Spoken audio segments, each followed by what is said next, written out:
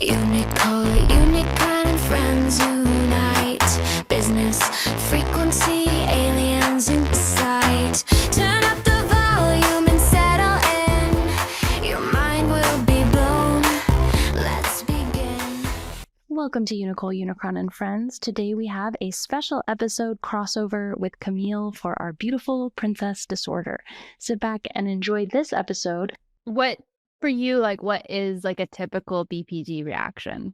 Because I maybe mean, that's different for like, it goes into all of the fears of abandonment. Like, this person is abandoning me. They're leaving me forever. I'm never going to see them again. And this means that they must hate me. And then that internalizes into, like, I hate myself. I'm going to kill myself. I need to hurt myself because this person is leaving me for good. They're just leaving me forever. And it doesn't even necessarily matter if the relationship with that person is right for you or not, or if that person is right for you or not. It's the losing of the relationship itself.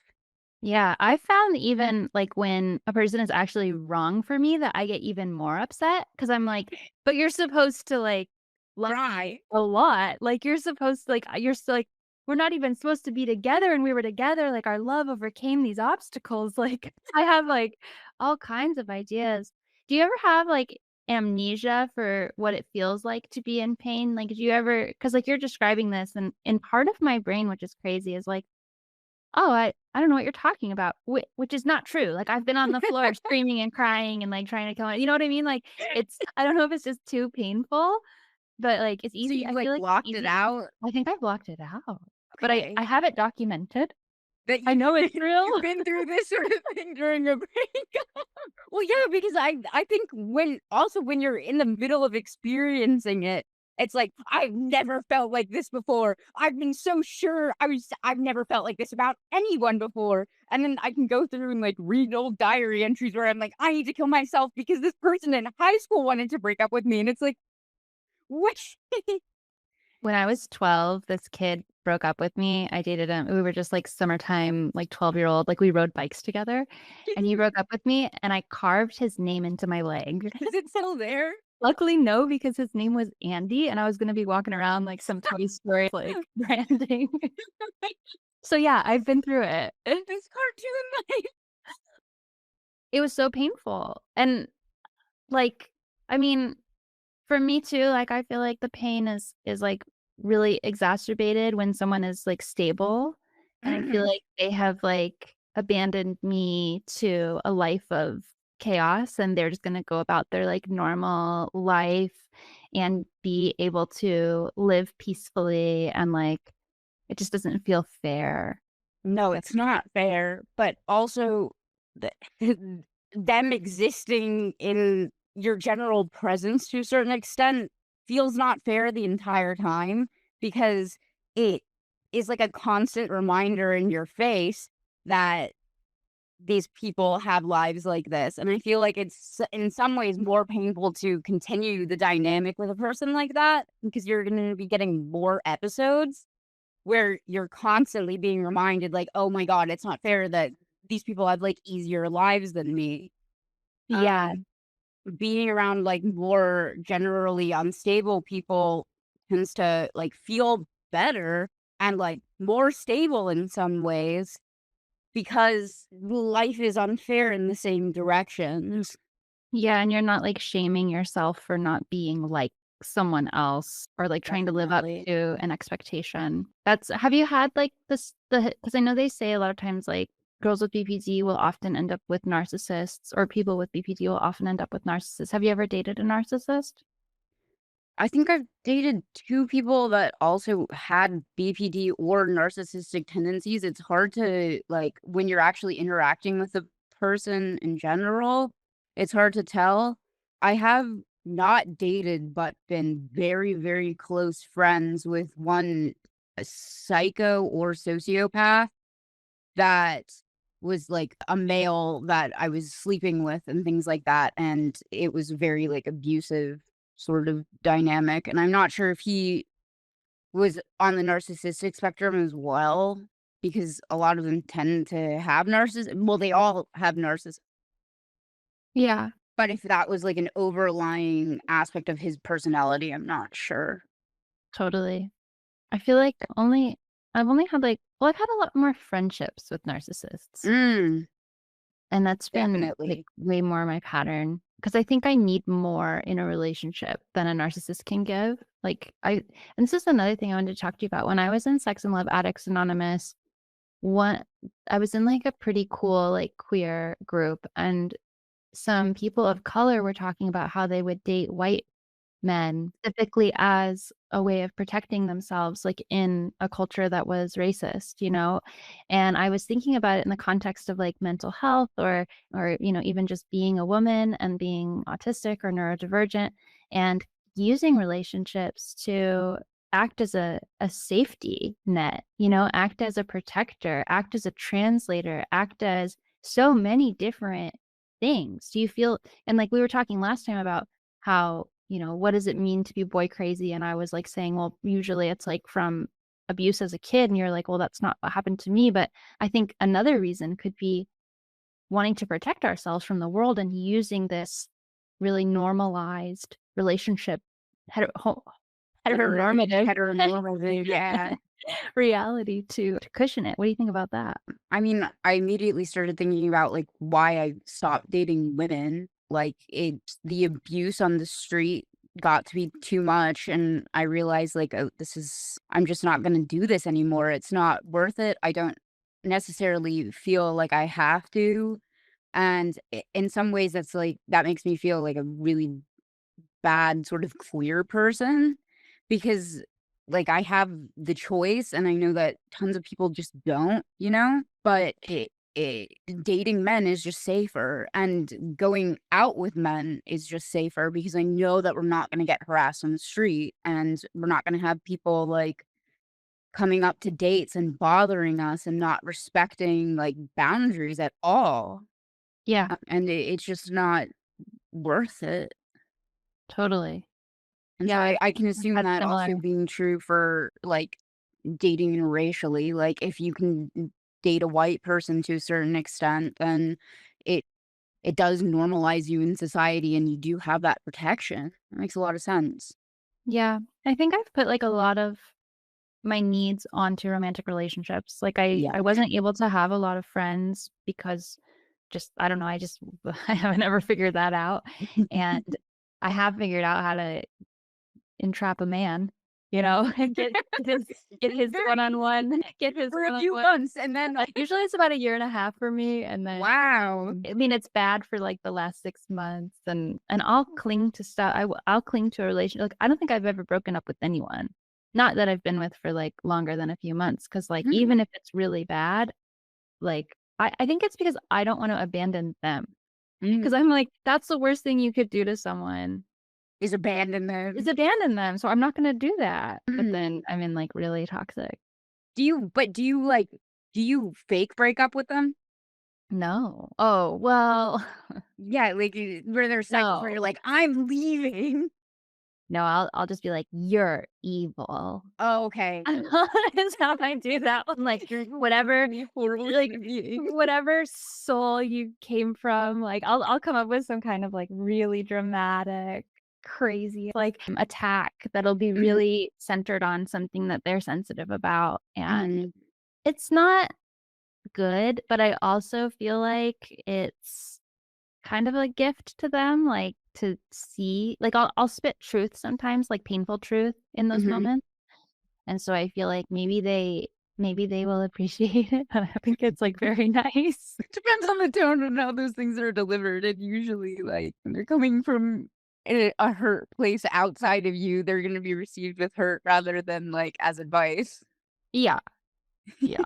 But also wait, do you think that maybe doing that is to push them out, like, get them to break up with you so you can be the victim?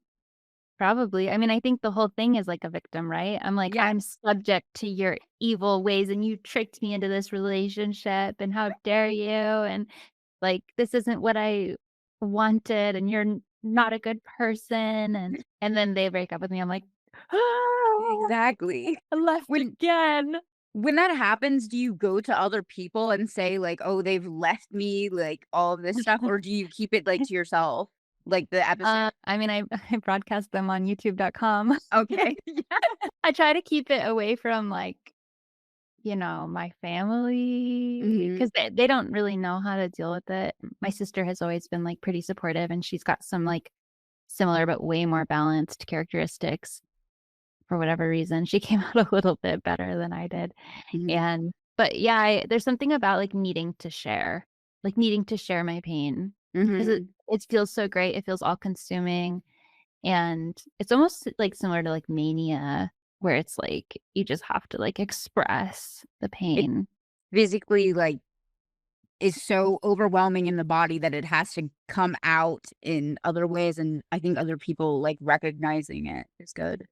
One thing I read about BPD is that when they studied the BPD brain, they saw that people with BPD were experiencing emotions for longer periods of time than other people. So most people will experience an emotion for like a second or two, and then BPD is like 3 or 4 minutes. It's like I don't know if that's the exact numbers, but it's like a Mhm. really extreme difference, and I think people don't understand how much it hurts. Like, it physically hurts, like, it hurts all of my organs and my eyes and my skin, and Yes. I feel like I'm puking out, like, energy from every Emotion. cell. It hurts. I think okay, so I had one very bad episode on my birthday weekend because I hadn't slept for 3 days, but that experience, I started, like, actually, like, ripping off we were outside, and I started ripping off my clothes and, like, tearing them off because it felt like Oh, my yeah. emotions were trapped under my skin to that degree. I've been there. I've been on the floor. Mhm. Maybe a year and a half ago, I was on the floor in the kitchen just tearing at my clothes because it's like a Hulk. Like, it hurt. I don't like, it's funny, but it's like, I don't like, people the stigma is so crazy for BPD, right? And people are like and on Twitter, it's different. Everybody's like, "Oh, like a BPD E girlfriend." every or BBD, being a woman is just BBD. All girls Yeah, are BBD. yeah. No. But then, like, the stigma in mental health, like, have you been in therapy a lot? Like, have you found Mhm. it hard to work with therapists? I had a pretty long-term relationship with my, like, childhood therapist that I got when I was 14, and then she was specifically intentional she was supposed to just be for ADHD counseling, and then as my mental health just got worse over time, she just became a normal therapist, but because she had exposure to me as, like, a younger adolescent, it was different, you know? And Yeah. then Was it helpful? one of the most helpful things she ever did was I'd written letters to Elliot Rodger, like the Santa Barbara shooter, like incel shooter's family, like saying I would have been like a girlfriend to Elliot, like I would have shown him the light and the way. And she took those letters from me that I had written, saying that she wanted to read them. And so I didn't end up sending them, thank God. Like, but yeah, that was the most sort of, like, crazy thing that she helped with. Ah, the lore here, Camille.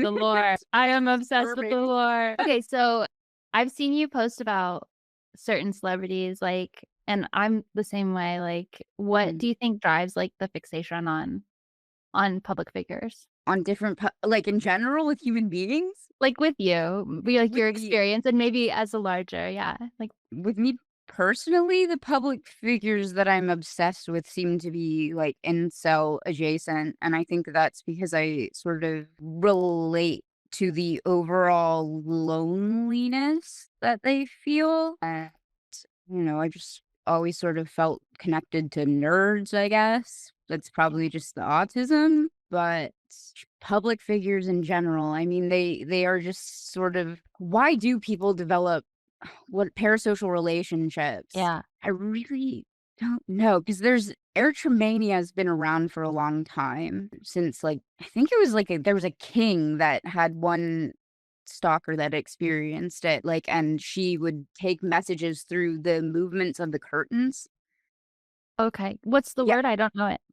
erotomania, it's this idea that a public figure is in love with you Saying and you like is secret Messages. It's expressing secret messages to tell you that. A prominent case of it is like John Hinckley Jr., who shot Ronald Reagan because he thought that Jodie Foster was in love with him and that this would, Oh, like, get her yeah. attention.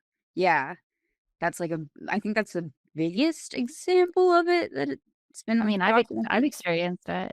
Where you I know think lots of people who have, and the hard part with the internet too is that, like, sometimes it's real, it's made it a lot worse. Yeah, and it's like, yeah, these celebrities can just look at your Twitter, and maybe they did. If you're tweeting about someone, they might look at your Twitter, and then they might say something that's kind of relevant that you're gonna make a mountain out of. Right. Like, they're Um, constantly looking at it.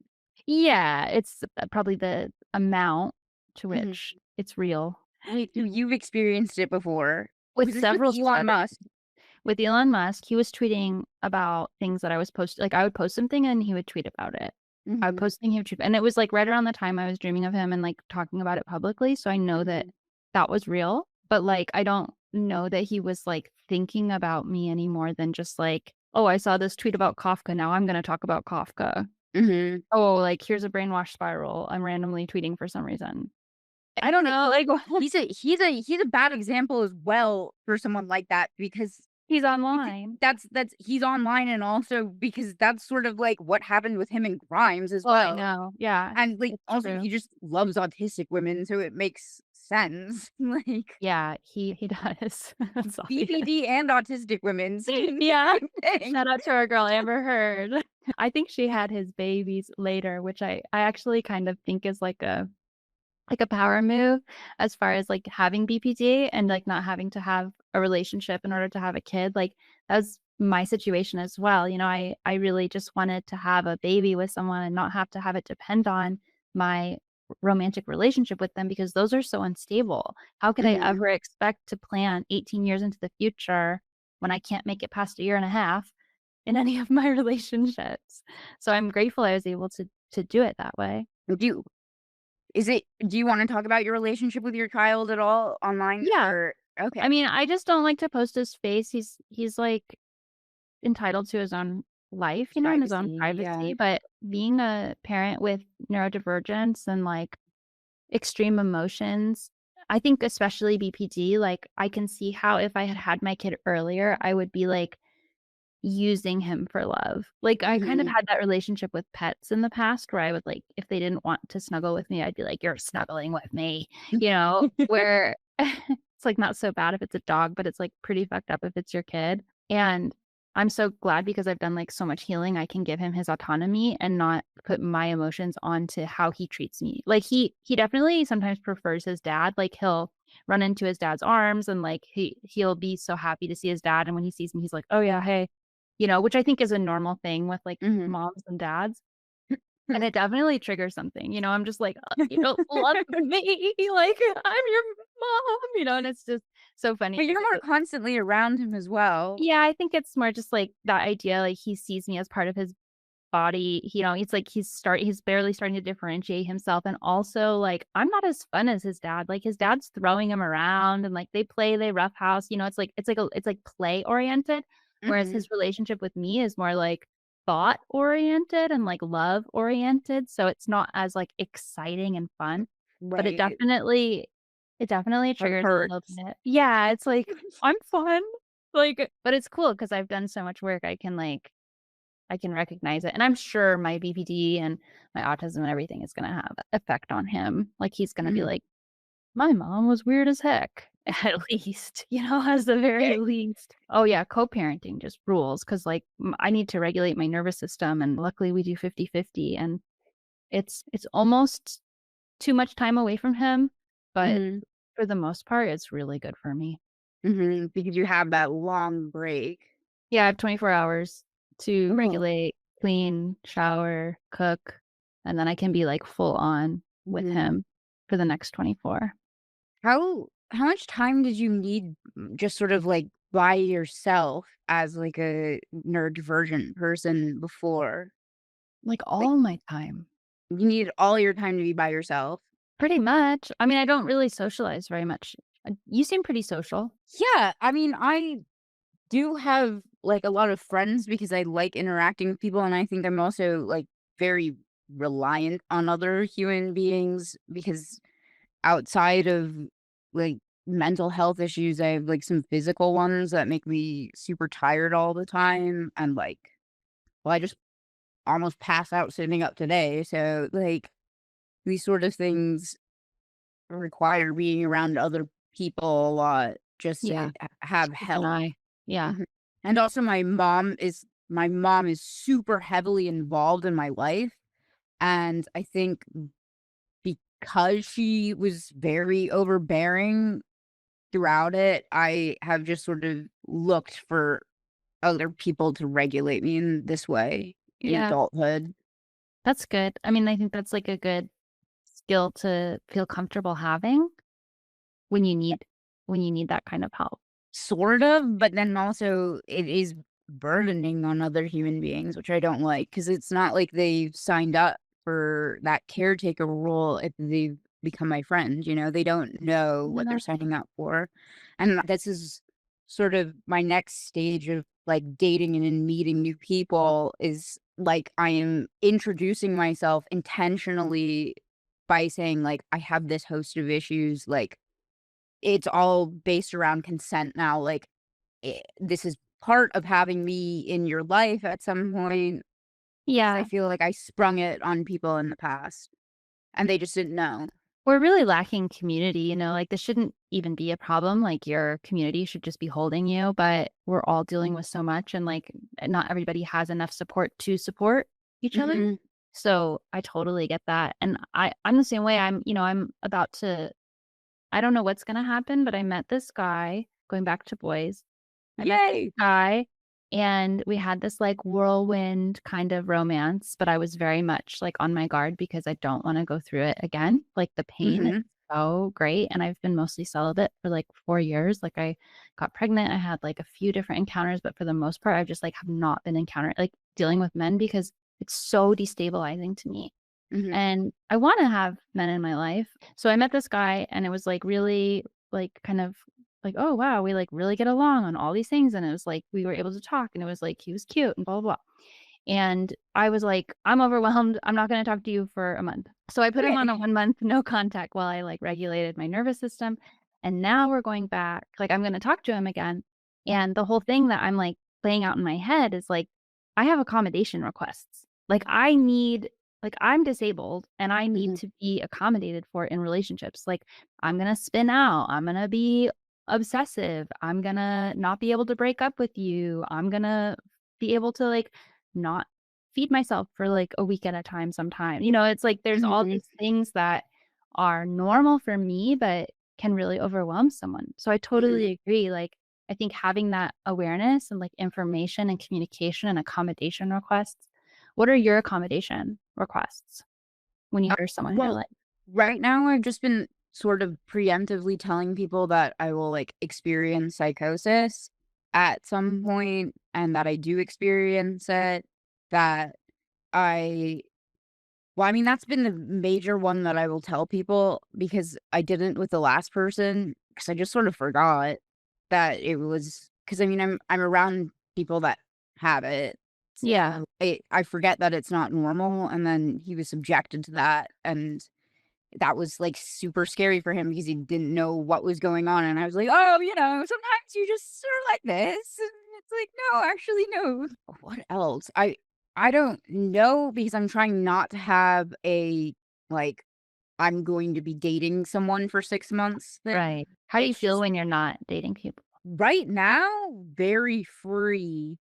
But I am getting those similar, like, obsessive, like, anxiety reactions to people that I'm just hooking up with you sort of Mhm. things. It doesn't matter, I guess, if I am technically dating this person or not. Right. But it is less far less intense because I don't feel like they owe me in any way, you know? Yeah, like, there's Because less putting the entitlement. relationship label on things sorry. No, no, does that do something to your brain? Like, when you put the relationship label on it, does it change how you feel? Yeah, because then it means that they have to meet a bunch more expectations in my head that I built up, like, well, this is what my perfect person would do. And if they don't meet those requirements, then I like freak out on them about being a bad person, or like Yeah. that must mean that they're wrong, even though this is just my idea of what like a relationship that will lead to marriage will look like. It's not them. So when you like we were talking earlier about like pushing someone away and like pretend breaking up with them, like where does that come from for you? Pretend breaking up with them. Yeah. I don't know if it's necessarily pretend. It feels very real in the moment. Yeah. I mean, partially it is just noticing red flags, I guess, or not red flags, but more like incompatibilities. Yeah. And when they show up, I'm just like, okay, well, oh, it's so sad, but I must leave you and this has to end. And then I'm crying about the whole thing. And then typically what has basically always happened is that they will show up and be like, well, I can work on this behavior. I'll change in this way. And because it's been so like positively reinforced as like a behavior thing, I just think that's the way to go about it. Yeah. And does it work? I mean, yes, to a certain extent, like it does prolong a relationship that probably should end, and it does like give me that feeling of control in that moment. But it's like I think recognizing that I'm doing that now means that if I were to actually implement that behavior in the future would be me like being manipulative, like intentionally. Hmm. 'Cause I wasn't doing it on purpose before, but now that I realize how it works, like, Yeah. I'm just not gonna do it. It's hard. But then saying if you tell someone that you've gone through that thought process as well, that also deregulates them, and I didn't even think about that. Do you feel like you're a manipulative person in relationships? Not intentionally. Yeah. I feel the same. Like I know that my behavior could probably be viewed as manipulative because I am trying to get my needs met, but it's not Mhm. like I'm trying to manipulate someone. I'm just like usually it's just like I'm in so much pain. I mean, I was going through the process of, like, trying to figure out if I should tell my ex-boyfriend, like, I'm suicidal right now because of him breaking up with me, because I've seen on the internet so many times now that people who threaten suicide over a breakup are doing it to manipulate you, and, Right. like, I don't wanna be that person, but I was, like, experiencing it, and it really just did not have to do with him or even, like, trying to control his behavior in the moment. It was just how I, like, felt. Genuinely felt. And Mhm. I mean, especially like for me, it's when I'm in a relationship, like they become my emotional regulators. And so then when we break up and then I don't have access to that, it's like I feel like I still need them to process the breakup. But that's not how you're supposed to do it. You're supposed to be like, okay, well, I'll go over here and, securely process this on my own. But I Mhm. forced my ex-boyfriend to help me process for like, I think it was maybe 2 months. I made him buy me a stuffed animal. I made him read a list of positive statements about me over and over while I did cross lateral movements to program my brain with them. He was such a champ, like, this dude did This is not so wanna date cute. me, and here I am like, "Okay, you can break up with me, but you have to buy me a stuffed animal, you have to read these positive like, you have to tell me you love me 100 times in a row while I do cross lateral movements." And the thing is, like, it was a really, really, really painful breakup because he was so safe and he was, like, the safest, most stable person I'd ever dated, and then when he broke up with me, I felt like I was talking about earlier, like, I was cast into this life of abnormality and weirdness and dysfunction forever, and he was my, like, life raft into a better Mhm. world, but he was a champ, like, he really did help me, even though, like, I made songs about burning his house down and screamed about it on YouTube for months on end. He really did think I was gonna burn his house down too. You know, he was a really nice guy. So But you were shout out gonna to him. do you think you were going to do it? No, it was an artistic expression of how I felt. No. I thought that was obvious, but I was, like, angrily singing it. Right, and it wasn't seriously that you were going to inflict any type of harm on him. No, it was more like, "This is how I feel." Like That's if I could say how I felt, it's I want to burn your house. I'm gonna burn your house down. Not I right. want to. I'm gonna. That's very normal for like musical artists to sing about It's these sort of like true. dramatic situations.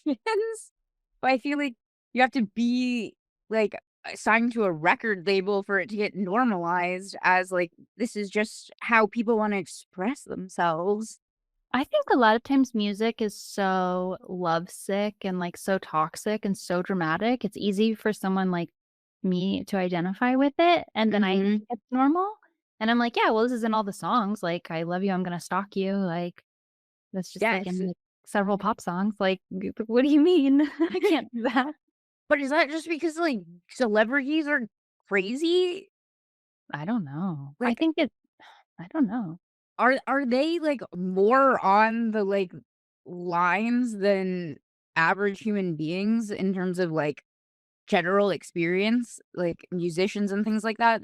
I started thinking about this because people were going over Robbie Williams' Instagram this week and they were like, "Oh, he's actually genuinely a very neurodivergent and crazy human being, like on a personal level." And like it makes sense that all of his songs are about heightened emotions, but I don't think that the general population experiences it Right. outside of like dramatic situations in their lives where like divorces and things Right. or being a teenager.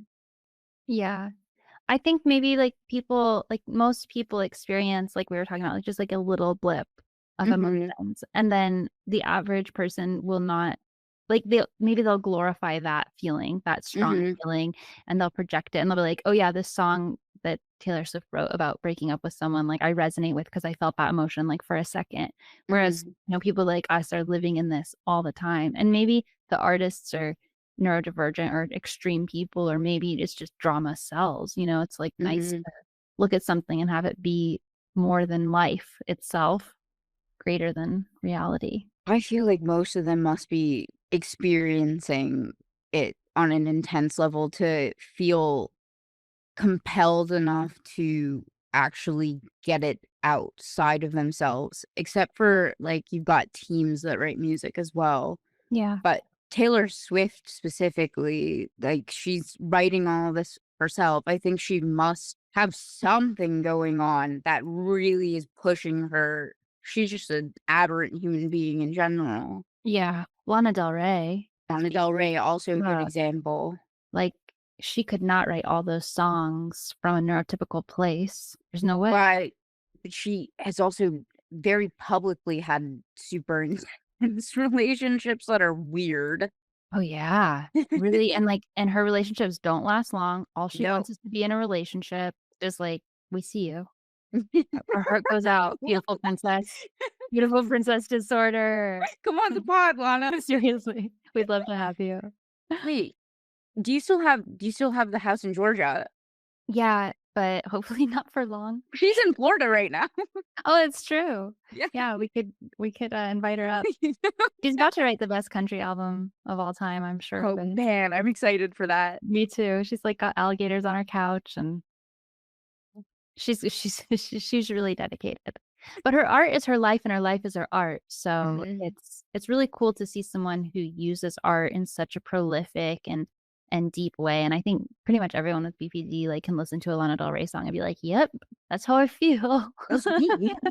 That's me. Do you think there's more strippers who have BPD than, like, other Okay, career? BPD for strippers? Yeah. I think there's a lot of CPTSD and just PTSD in strippers. And I mean, I think that they're just like a host of mental illness within like sex work positions. It's like you're just much more likely to see them experience not due to the work itself, but actually because that's like the only viable source of Right. income for someone that is living in this way. Yeah. Yeah, I totally get that. I think it also can be traumatizing, obviously, but, Oh, um, definitely. when you're, like when you are traumatized, it's hard to hold down, like, a regular job or climb a corporate ladder or Mhm. do any of those other things. Go And to getting interviews. Yeah. And being objectified is pretty normal. It becomes normalized, and then you're like, Mhm. make this my job. I wonder. I don't know too many strippers, but I've known a few, and a lot of them have had really intense relationships and things. So Mhm. Wait, they've had relationships, like intense relationships, or they've had BPD, like some have had things? BPT. Yeah, I can't say all of them have, but Mhm. if I had to say, I would say yes. They didn't tell me that, but Right. some of them have. Do you think you can heal BPT? I mean, okay, so there are some statistics about this, about how DBT heals it, Right. right? DBT specifically came in, and it was an effective cure, I guess, for large percentage. I actually want to look up the statistic for that Yeah, because I'm it curious. is. I heard like when you get into your 30s, it becomes like much more easy to heal than in your 20s. But I also think like if you have autism, DBT and CBT aren't going to work Why? because like there's just too much logic going on of like holding multiple. I don't know. I haven't personally found those things to be that useful. I know there's a lot of aspects of it in Unicult, and people have told me like this is a lot like CBT or DBT. And I've always felt like the exercises were very trite. So I don't know that Within therapy. yeah. Is that just because you, like, haven't found the right therapist? I've never had a good therapist. I'm Okay. really talking specifically about workbooks that I've done. So I have Oh, never had okay. someone like guide me through it as a therapist. So Mhm. maybe that's my experience. Maybe that's the problem. What's your experience been with DBT? Has it helped? No. Oh, okay. DBT did not I was help. I starting to got feel like, wow, I guess I missed okay, so something. I was doing DBT around the same time that I joined Unicole, and so I was at the time very hyper aware of, like, cult behavior. Yeah. And so I was like, "This is a cult. This is a pyramid scheme. Like, this is a pyramid scheme that I don't wanna be in. I wanna be in the one that I'm already in." So I was not a fan of Marsha, and I also just did not like the one sort of general move that they have in DBT for regulating the screaming, crying fits was to dunk your face in, like, super cold water and to create, like, a drowning effect, Yeah. and the autism me the autism really popped out with that one. It was an overwhelming sensory experience, and it made everything worse, and I kept trying it because I was Yeah. like, Because "Sure, everyone says, "Oh, this is the cure. this is." You're doing it wrong. And Keep trying." everyone in the group was like, "This is great. This is, like, actually so worked for me," and I was like, I kicked my mother when I did this, like, I kicked her into a wall, like, it was just Yeah. bad. Because Yeah. like I think there's a difference between like an autistic meltdown and a Mhm. BPD meltdown. And then if they co-create, if they coexist, you better watch out. No amount of deep breathing is gonna bring you back from No. How has deep breathing worked for you? it's a great question. I feel like when they first like when I was in therapy my whole friggin' life since I was like 8 years old, and no therapist ever helped me, not a single bit. I think I've helped my therapist more than they've helped me, honestly. And I've taught them a lot. And, my one therapist was like, "Oh, just, just breathe, just breathe." And everyone's telling me, "Just breathe, just breathe." And I had never experienced a regulated nervous system. So when I Mhm. was trying to just breathe, I wasn't finding any kind of homeostasis. I would just start hyperventilating and I would just start having panic attacks. It wasn't until I learned how to actually regulate my nervous system and I practiced that for like a year. And then with the advice, like just breathe. Oh, that's bringing me back to a regulated place. But I had never even had a regulated place my entire life. So that advice is so stupid if you are talking to someone who's deeply traumatized, who Mhm. hasn't ever had a regulated nervous system. And it makes you feel so stupid because it's like, oh, just breathe. Try this type of breathing. Try that type of breathing. It's like, I'm breathing all day long. I feel horrible. I don't know what's going on, like, this is not helping. Did it How help did you you? get to a place with having a regulated nervous system and knowing what that was like? Oh my gosh, it was so hard. I, like, spent so many years studying meditation and, like, being around people, and it never matched up. The first time I tried meditation at a meditation center, I almost fainted because I just like sent my consciousness out of my body and I just fell over. Like I was like, I don't know how to do this. So I tried all these different techniques and I started out meditating just by like thinking. So I got into like like a hypnosis of thinking Mhm. and everyone said that's not the point. And I was like, it's the only type of meditating I can do. And then eventually I started being able to overcome my will through yoga. And I would do like a 60-minute yoga sesh. And then in Shavasana, I would focus on feeling my physical body. And I would focus on just all of the physical sensations, the weight, the blood in my veins, the breath in my lungs, and I would just really try to hold on to and identify and catalog that feeling Mhm. and then after, like I said, like a year of doing that really dedicatedly, I had a regulated nervous system and the ability to come back to center. It was hard. I feel like to a certain extent, you're one of the only people that have published any sort of guided meditation that has like worked for me at all.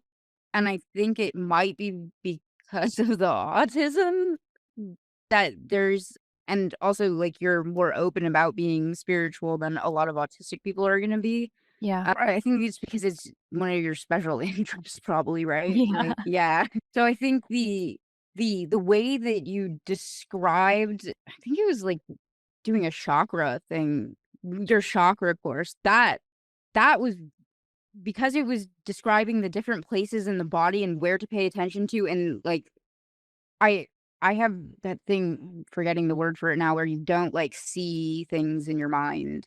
Antiphasia? Anticipate, Something like yes. that. But that I could sort of experience the colors in my body. That was just very interesting experience, and I don't think I've had that sort of general response to things before. Yeah, I'd And I love to think it hear that. was what? I love to hear that. I'm happy that That it it's working. worked. Yeah. I'm not sure. I've been trying to send it to other people. I during COVID, I think, was very obsessed with trying to show people, but I just don't think it connected. Yeah, I think there's a lot of us who regular meditation advice doesn't work. Mhm. And regular therapy doesn't work, and these practices of like, "Oh, just hold 2 ideas in your head and put your face in cold water," and, it's like, how much can you do to bring yourself into the present moment? But what does it mean if you don't even know what to do with yourself in the present moment? It doesn't mean Mhm. anything. It's like, well, Scary. like, it's horrible. That's where I think regulating with other people is so helpful. But I do think there comes, a time when like if you build up enough safety with your community and you do enough self-aware work, like I do think you can heal the negative sides of BPD, but maybe not necessarily like the neurodivergence of it. Cause I think Mhm. of BPD as like a neurodivergence for sure. Okay, you don't think that it is like a curable thing. I think there's aspects of it that will always shape perception. Okay, like the pain element.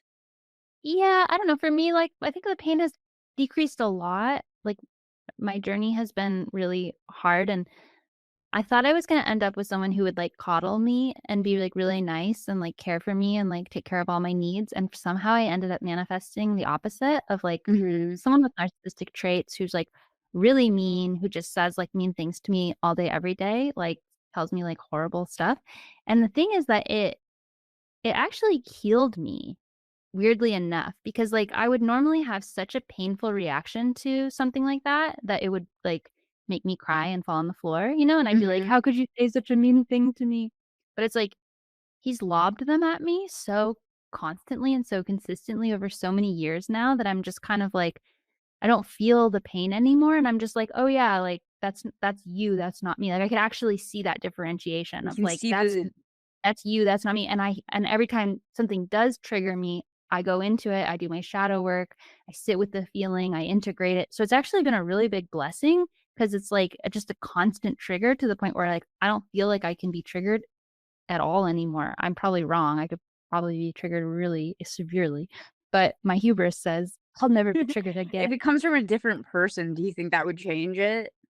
Yeah, I think so. Like the the new guy I'm thinking about maybe starting to see, he seems really safe and really secure and really empathic and really stable. And I worry about that. Like you said, I think it's easier to be with people who are unstable, who are Mhm. insecure, or who have other issues because it's a place where you can express too. Like my friends were like mad at me. They're like, "Why are you in this toxic relationship? Why aren't you leaving?"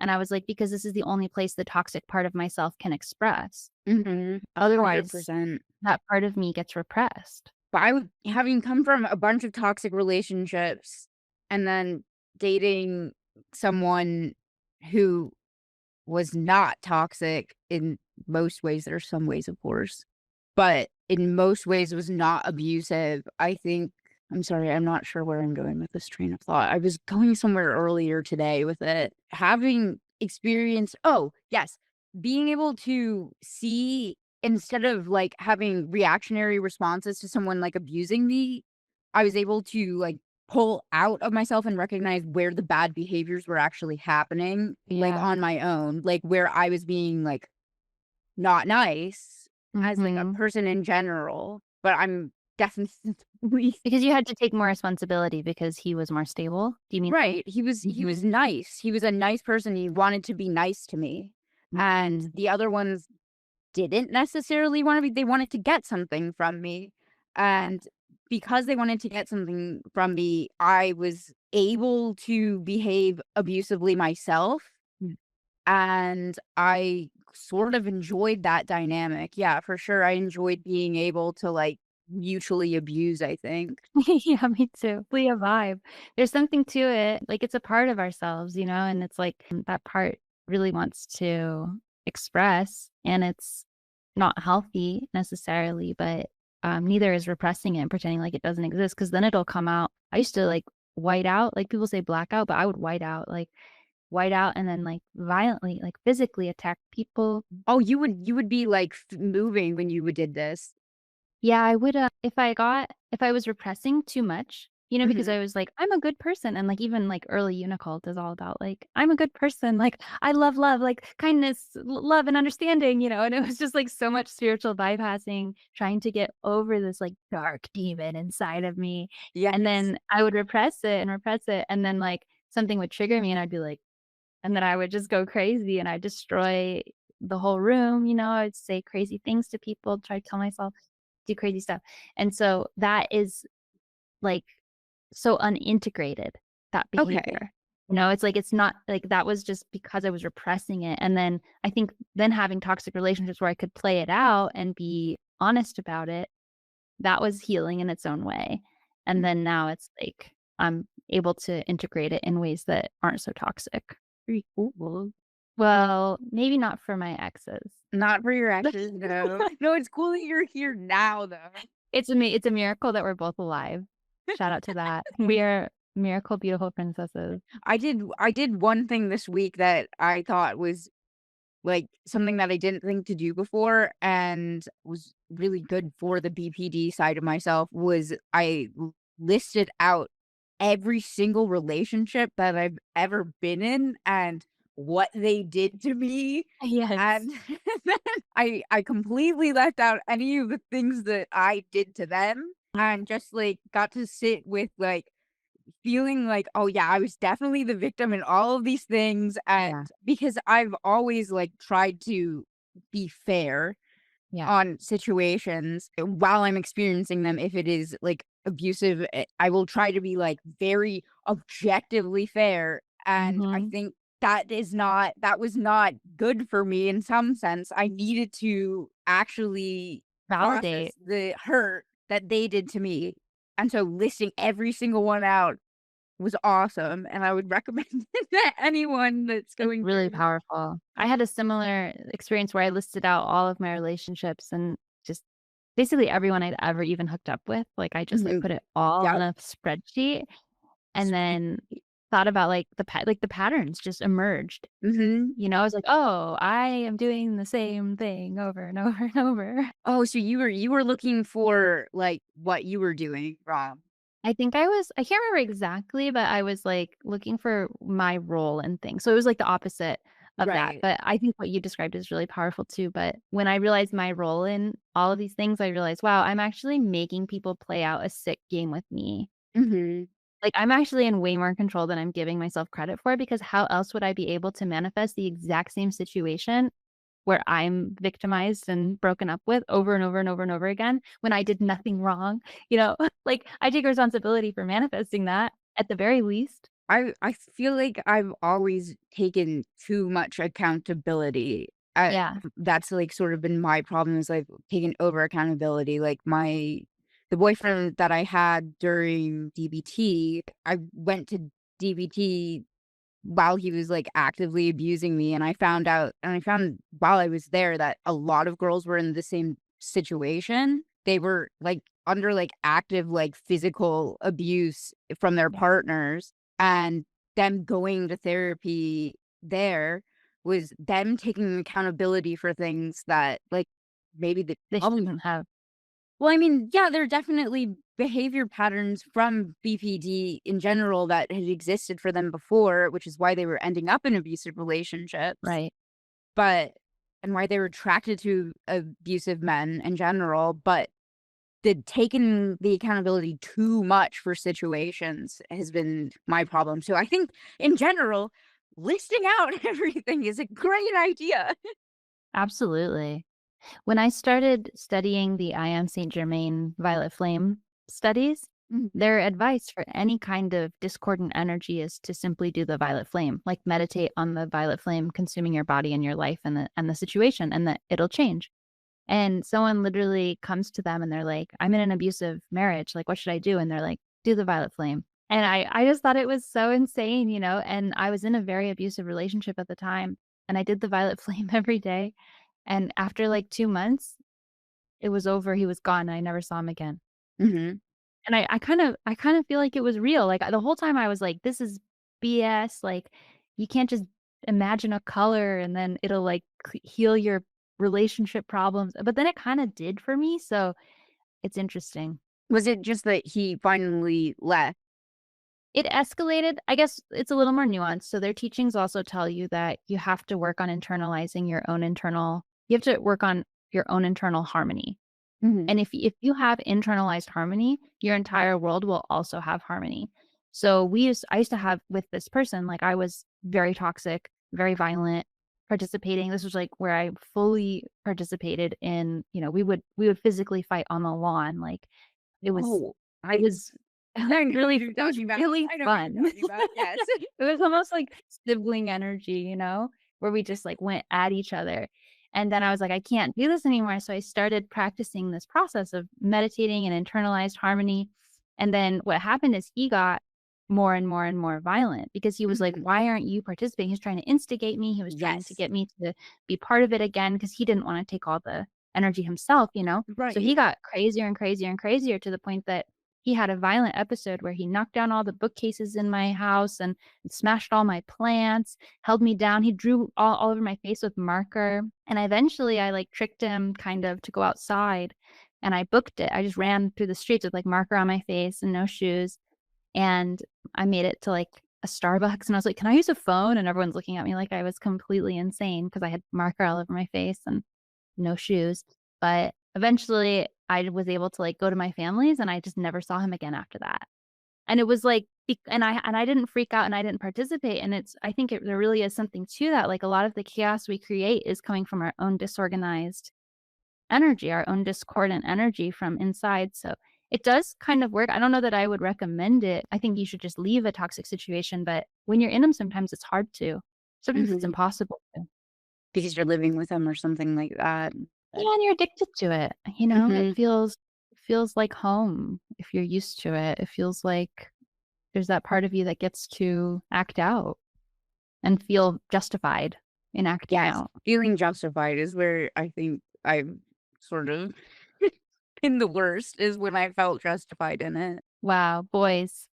Boys, I'm not even sure if it really is boys. Like, I haven't been horrible to women, but maybe that's Yeah, why I'm avoiding them as well. because you don't Is wanna be be horrible to them. I don't wanna be horrible to them, and I, like, can't, and I know that this is sort of part of my relationship dynamic. Yeah, there's a lot there. Maybe we'll talk about girls next time. Thank you all for joining us for Beautiful Princess Disorder. Join us next week. We will either be talking about girls or suicide or all of the above. All right. Bye, everyone. Unicole, Unicron.